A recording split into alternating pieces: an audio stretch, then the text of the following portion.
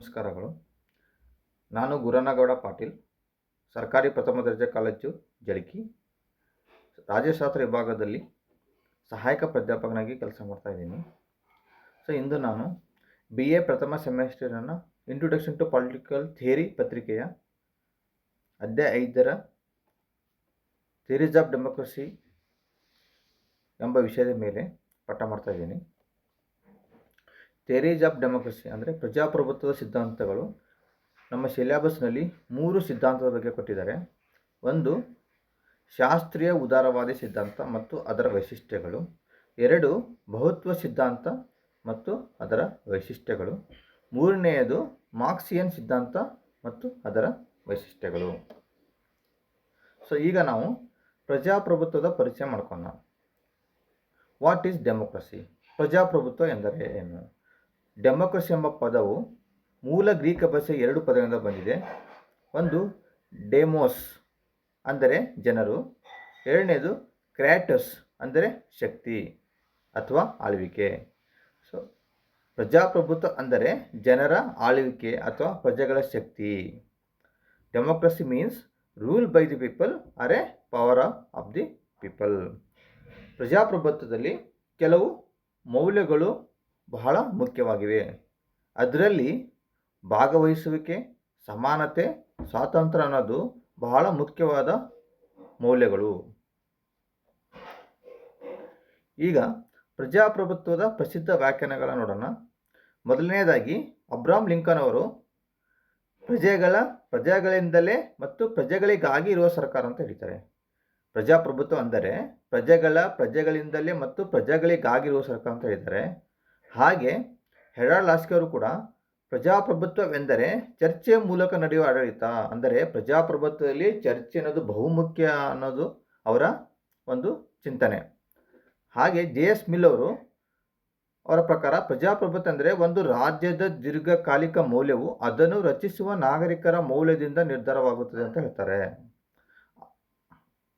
ಹಾಗೆ ನಮ್ಮ ಅಂಬೇಡ್ಕರ್ ಅವರ ಪ್ರಕಾರ ಪ್ರಜಾಪ್ರಭುತ್ವವು ಕೇವಲ ಸರ್ಕಾರದ ಒಂದು ರೂಪ ಅಲ್ಲ, ಅದು ಪ್ರಾಥಮಿಕವಾಗಿ ಸಂಯೋಜಿತ ಜೀವನ ವಿಧಾನ, ಸಂಯೋಜಿತ ಸಂವಹನ ಅನುಭವ ಅಂತ ಹೇಳ್ತಾರೆ ಅವರು. ಅಂದರೆ ಪ್ರಜಾಪ್ರಭುತ್ವವನ್ನು ನಮ್ಮ ಜೀವನದ ವಿಧಾನ ಆಗಬೇಕು ಆಯಿತಾ. ಅದು ಬರೀ ಸರ್ಕಾರಕ್ಕೆ ಮಾತ್ರ ಸೀಮಿತ ಆಗಬಾರ್ದು, ನಾವು ಸರ್ಕಾರ ರಚನೆ ಮಾಡೋಲ್ಲಿ ಮಾತ್ರ ಸೀಮಿತ ಆಗಬಾರ್ದು, ನಮ್ಮ ನಿಜ ಜೀವನದಲ್ಲಿ ಕೂಡ ಅದನ್ನು ಅಳವಡಿಸಬೇಕಂತ ಅಂಬೇಡ್ಕರ್ ಅವರು ಹೇಳ್ತಾರೆ. ಈಗ ಪ್ರಜಾಪ್ರಭುತ್ವದ ಮೂಲ ಮತ್ತು ಪ್ರಾಚೀನ ರೂಪಗಳನ್ನು ನೋಡೋಣ. ನಾವು ಇದರಲ್ಲಿ ಪ್ರಾಚೀನ ಕಾಲದಲ್ಲಿ ಗ್ರೀಸ್ದಲ್ಲಿ ಅಥೆನ್ಸ್ ಎಂಬಲ್ಲಿ ನಾವು ಒಂದು ಇದನ್ನು ಬರ್ತ್ ಪ್ಲೇಸ್ ಆಫ್ ಡೆಮೋಕ್ರಸಿ ಅಂತ ಹೇಳ್ಬೋದು. ಹೇಗೆ ಅಂದರೆ ಅಥೆನ್ಸ್ ಅಲ್ಲಿ ಚಿಕ್ಕ ಚಿಕ್ಕ ನಗರ ರಾಜ್ಯಗಳಿದ್ದು, ಅಲ್ಲಿ ಪ್ರಜಾಪ್ರಭುತ್ವ ಅಂದರೆ ಪ್ರಜೆಗಳಿಂದ ನಡೆಯುವ ಸರ್ಕಾರ ಥರ ಒಂದು ಅವ್ರದ್ದೇ ಆದ ಒಂದು ಸಿಸ್ಟಮ್ ಕ್ರಿಯೇಟ್ ಮಾಡಿದರು. ಹೇಗೆ ಅಂದರೆ ಅಲ್ಲಿರುವಂಥ ಎಲ್ಲ ನಗರವಾಸಿಗಳು ಬಂದು ಒಂದು ಕಡೆ ಸೇರಿ ತಮಗೆ ದಿನನಿತ್ಯ ಅಥವಾ ತಮಗೆ ಏನು ಬೇಕು ಬೇಡ ಅನ್ನೋ ಬಗ್ಗೆ ನಿರ್ಧಾರ ಕೈಗೊಳ್ತಿದ್ರು. ಅಲ್ಲಿ ಎಲ್ಲರ ನಿರ್ಧಾರಗಳಿಗೆ ಪ್ರಾಮುಖ್ಯತೆ ಕೊಡ್ತಿತ್ತು. ಹಾಗೆ ಅದಕ್ಕೆ ನಾವು ಅದನ್ನು ಪ್ರಜಾಪ್ರಭುತ್ವ ಅಂತ ಹೇಳ್ತಿದ್ವಿ, ಅಂದರೆ ಪ್ರಜೆಗಳ ಪ್ರಾಮುಖ್ಯತೆಗೆ ಬೆಲೆ ಇತ್ತಲ್ಲಿ. ಇನ್ನು ಇಂಡಿಯಾದಲ್ಲಿ ನಾವು ನೋಡೋದಾದರೆ ಈ ಸಭಾ ಮತ್ತು ಸಮಿತಿ, ವೇದಿಕಾ ಕಾಲದಲ್ಲಿ ಸಭಾ ಮತ್ತು ಸಮಿತಿ ಅಂತ ಇತ್ತು. ಅವರು ಕೂಡ ಸಭಾ ಮತ್ತು ಸಮಿತಿ ಅಲ್ಲಿಯ ಹಿರಿಯರು ಅಥವಾ ಆ ಊರಿನ ಜನರು ಬಂದು ಕೂತುಕೊಂಡು ಆ ಊರಿಗೆ ಅಥವಾ ಅವರ ಸಮಾಜಕ್ಕೆ ಏನೇನು ಬೇಕು ಏನು ಬೇಡ ಬಗ್ಗೆ ನಿರ್ಧಾರ ಕೈಗೊಳ್ತಿದ್ರು. ಅಲ್ಲಿ ಎಲ್ಲರ ಮಾತಿಗೆ ಮನ್ನಣೆ ಸಿಗ್ತಿತ್ತು. ಅದಕ್ಕೆ ನಾವು ಅದನ್ನು ಪ್ರಜಾಪ್ರಭುತ್ವ ಎಂದು ಹೇಳಬಹುದು. ಇನ್ನು ರೋಮನ ಗಣರಾಜ್ಯದಲ್ಲಿ ಕಾನ್ಸೆಪ್ಟ್ ಆಫ್ ಎಲೆಕ್ಟೆಡ್ ರಿಪ್ರೆಸೆಂಟೇಟಿವ್ ಬರುತ್ತೆ. ಅಂದರೆ ಪ್ರತಿನಿಧಿ ಆಳ್ವಿಕೆ ಎಂಬ ಕಲ್ಪನೆ ಉದಯ ಆಗುತ್ತೆ ಅವಾಗ. ಹೇಗೆಂದರೆ ನಾವು ಈಗಾದರೂ ನೋಡಿ, ನಾವು ಯಾವುದಾದ್ರೂ ಒಂದು ನಮ್ಮ ಪ್ರತಿನಿಧಿಯಾಗಿ MLAಗಳು ಆಗ್ತಾರೆ, MP ಗಳು ಆಗ್ತಾರೆ. ನಾವು ಭಾರತ ಸರ್ಕಾರ ಪ್ರಜಾಪ್ರಭುತ್ವ ದೇಶ ಭಾರತ. ಇಲ್ಲಿ ನಾವು ಕೂಡ ನಮ್ಮನ್ನು ರಿಪ್ರೆಸೆಂಟ್ ಮಾಡೋರು ನಾವು ವೋಟ್ ಮಾಡಿ ಅವರನ್ನು ಚುನಾಯಿತ ಮಾಡಿ ಕಳಿಸ್ತೀವಿ. ಹಾಗೆ ಕೂಡ ರೋಮನ್ ಗಣರಾಜ್ಯದಲ್ಲಿ ಇತ್ತು ಪ್ರತಿನಿಧಿ ಆಳ್ವಿಕೆ ಅಂತ. ಇನ್ನು ಮಧ್ಯಯುಗದಲ್ಲಿ ನೋಡೋದಾದರೆ, ಮಧ್ಯಯುಗದಲ್ಲಿ ಏನಾಗುತ್ತೆ ಅಂದರೆ ಮತ್ತೆ ಫ್ಯೂಡಲ್ ಲಾರ್ಡ್ಗಳು ಬರ್ತಾರೆ. ಅಂದರೆ ಈ ಉಳಿಗಮನ ಪದ್ಧತಿ ಬರುತ್ತೆ. ಅದರಿಂದ ಏನಾಗುತ್ತೆ, ಮತ್ತೆ ರಾಜಪ್ರಭುತ್ವ ಮೇಲುಗೈ ಸಾಧಿಸುತ್ತೆ. ಆವಾಗ ಪ್ರಜಾಪ್ರಭುತ್ವ ಸ್ವಲ್ಪ ಕ್ರೈಸಿಸ್ ಉಂಟಾಗುತ್ತೆ. ಮುಂದೆ 1215ರಲ್ಲಿ ಇಂಗ್ಲೆಂಡಿನಲ್ಲಿ ಮ್ಯಾಗ್ನಾ ಕಾರ್ಟಾ ಎಂಬ ಮೂಲಕ ಪ್ರಥಮ ಬಾರಿಗೆ ರಾಜಕೀಯ ಉತ್ತರದಾಯಿತ್ವ ಬಿತ್ತನೆ ಆಗುತ್ತೆ. ಏನಂದರೆ seeds of accountability in documents like Magna Carta ಅಂತ ಹೇಳ್ತಾರೆ. ಹೇಗೆಂದರೆ ಮ್ಯಾಗ್ನಾ ಕಾರ್ಟ ಅನ್ನೋದು establish the principle that king is subject to the law ಅಂತ ಹೇಳ್ತದೆ. ಅಂದರೆ ಕಿಂಗು ಅಲ್ಟಿಮೇಟ್ ಅಲ್ಲ, ಅವನು ಕಾನೂನಿನ ದಾಯಿತ್ವದಲ್ಲಿ ಇರಬೇಕು, ಕಾನೂನಿನ ಪ್ರಕಾರ ನಡ್ಕೋಬೇಕು ಅಂತ ಹೇಳ್ತಾರೆ ಅವರು. ಮುಂದೆ ಹೀಗೆ ಆಧುನಿಕ ಪ್ರಜಾಪ್ರಭುತ್ವ ಬೆಳವಣಿಗೆಗೆ the development of modern democracy ಹೇಗಾಗುತ್ತಂದರೆ 17th-18th ಸೆಂಚುರಿಯಲ್ಲಿ ಎನ್ಲೈಟನ್ಮೆಂಟ್ ಥಿಂಕರ್ಸ್, ಜ್ಞಾನೋದಯ ಚಿಂತಕರು ಅಂತ ಏನು ಹೇಳ್ತೀವಿ ನಾವು, ಜಾನ್ ಲಾಕು, ರೂಸೋ, ಮಾಂಟೆಸ್ಕ್ಯೂ, ಇವರು ತಮ್ಮ ತಮ್ಮ ಚಿಂತನೆಯ ಮೂಲಕ ಪ್ರಜಾಪ್ರಭುತ್ವಕ್ಕೆ ತಮ್ಮದೇ ಆದ ಒಂದು ಕೊಡುಗೆ ನೀಡಿದ್ದಾರೆ. ಭಿನ್ನವಾದ ಪ್ರಜಾಪ್ರಭುತ್ವ ಬಗ್ಗೆ ಅವರು ಚಿಂತನೆ ಕೊಟ್ಟಿದ್ದಾರೆ. ಹಾಗೆ ಅವರು mainly emphasis on liberty, equality and social contact, ಸ್ವಾತಂತ್ರ್ಯ, ಸಮಾನತೆ ಮತ್ತು ಸಾಮಾಜಿಕ ಒಪ್ಪಂದಕ್ಕೆ ಒತ್ತು ಕೊಟ್ಟಿದ್ದಾರೆ. ಸೊ ಮುಂದೆ ಹೋಗ್ತಾ ಅಮೇರಿಕನ್ ಆ್ಯಂಡ್ ಫ್ರೆಂಚ್ ರೆವಲ್ಯೂಷನ್ ಬರುತ್ತೆ. ಅಮೇರಿಕ ಮತ್ತು ಫ್ರೆಂಚ್ ಕ್ರಾಂತಿಗಳು ಕೂಡ ಪ್ರಜಾಪ್ರಭುತ್ವದ ಬೆಳವಣಿಗೆ ಬಹಳ ಸಹಕಾರಿ ಕೊಟ್ಟವು. ಫ್ರೆಂಚ್ ಕ್ರಾಂತಿಯಲ್ಲಿ ನೋಡೋದಾದರೆ ಲಿಬರ್ಟಿ, ಈಕ್ವಾಲಿಟಿ, ಫ್ರೆಟರ್ನಿಟಿ ಅಂತ 3 ಸ್ಲೋಗನ್ಗಳು ಕೊಡ್ತಾರೆ ಅವರು. ಅಂದರೆ ಸಮಾನತೆ, ಅದು ಪ್ರಜಾಪ್ರಭುತ್ವದಲ್ಲಿ ಮಾತ್ರ ಕಾಣ್ಬೋದು. ಸಮಾನತೆ, ಸಹೋದರತ್ವ, ಸ್ವಾತಂತ್ರ್ಯ, ಸೊ ಇವೆಲ್ಲ ಫ್ರೆಂಚ್ ಕ್ರಾಂತಿಯ ಧ್ಯೇಯಗಳಾಗಿದ್ದವು.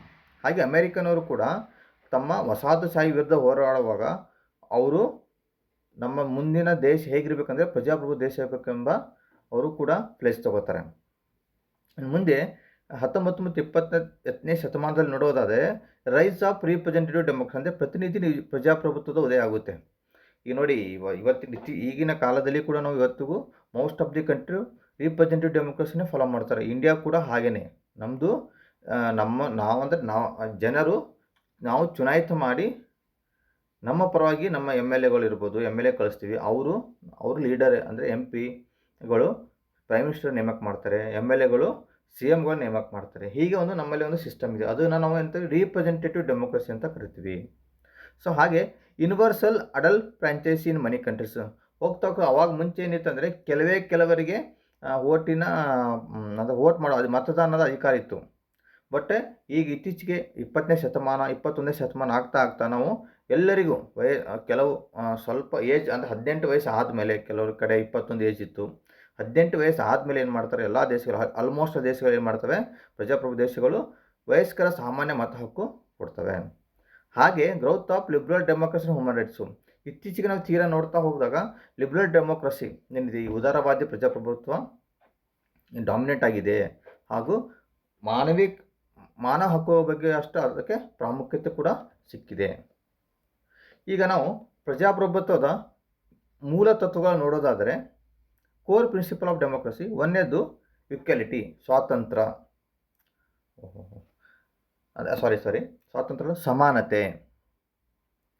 ಈಕ್ವಾಲಿಟಿ, ಸಮಾನತೆ. ಪ್ರಜಾಪ್ರಭುತ್ವದಲ್ಲಿ ಸಮಾನತೆ ಅನ್ನೋದು ಬಹಳ ಮುಖ್ಯ. ಎಲ್ಲರಿಗೂ ಸಮಾನ ಹಕ್ಕು. ಹೇಗೆ? ಅದು ಎಲ್ಲರಿಗೂ ಒಂದೇ ರೀತಿಯ ಮತದಾನ ಹಕ್ಕು ಕೊಡುವ ಮೂಲಕ. ಸ್ವಾತಂತ್ರ್ಯ, ಎರಡನೇದು ಸ್ವಾತಂತ್ರ್ಯ, ಫ್ರೀಡಮ್ ಎಲ್ಲರಿಗೂ ಇಸ್ ಫಂಡಮೆಂಟಲ್ ರೈಟ್ ಅಂತೇನು. ಸೊ ಫ್ರೀಡಮ್ಮು ಒಂದು ಪ್ರಜಾಪ್ರಭುತ್ವದಲ್ಲಿ ಸ್ವಾತಂತ್ರ್ಯ ಬಹಳ ಮುಖ್ಯ, ಆಯಿತಾ. ಸೊ ಹಾಗೆ ಮೂರನೇದು ಗವರ್ನಮೆಂಟ್ ಬೈ ದಿ ಪೀಪಲ್, ಜನರಿಂದ ಸರ್ಕಾರ ಆಗಬೇಕು. ಅಂದರೆ ಜನರು ಚುನಾಯಿತ ಆದ ಸರ್ಕಾರ ಆಗಿರಬೇಕು, ಆಯಿತಾ. ಸೊ ನಾಲ್ಕನೇದು ನಿಯತಕಾಲಿಕ ಚುನಾವಣೆ, ಪೀರಿಯಡಿಕ್ ಎಲೆಕ್ಷನ್ ಆಗಬೇಕು. 5 ವರ್ಷ 4 ವರ್ಷಕ್ಕೊಮ್ಮೆ ಎಲೆಕ್ಷನ್ ಆಗ್ತಾನೆ ಇರಬೇಕು. ಹಾಗೆ ಆ ಲೀಡರ್ಗಳು ಸೊ ಅದಕ್ಕೆ ಚೇಂಜ್ ಆಗ್ತಾನೆ ಇರಬೇಕು. ಇದು ಡೆಮೋಕ್ರಸಿಯ ಮುಖ್ಯವಾದ ಪ್ರಿನ್ಸಿಪಲ್ಸ್ ತತ್ವ. ಇನ್ನೊಂದೇನೆಂದರೆ ಮೆಜಾರಿಟಿ ರೂಲ್, ಬಹುಮತ ತತ್ವ. ಎರಡನೇದು ನೆಕ್ಸ್ಟು ಜನಪ್ರತಿನಿಧಿಗಳ ಆಯ್ಕೆ ಮತ್ತು ಬದಲಾವಣೆ, right to choose and reject leaders. ಅಭಿಪ್ರಾಯದ ಸ್ವಾತಂತ್ರ್ಯ, ಸಮಸ್ತರ ಕಲ್ಯಾಣ, ವ್ಯಕ್ತಿತ್ವ ವಿಕಾಸ, ರಾಜಕೀಯ ಪಕ್ಷಗಳು, ವಯಸ್ಕ ಮತದಾನ ಹಕ್ಕು, ಕಾನೂನು ಆಧಿಪತ್ಯ. ಹೀಗೆ ಪ್ರಜಾಪ್ರಭುತ್ವದ ಕೆಲವು ಮೂಲಭೂತ ತತ್ವಗಳು ಇವೆ.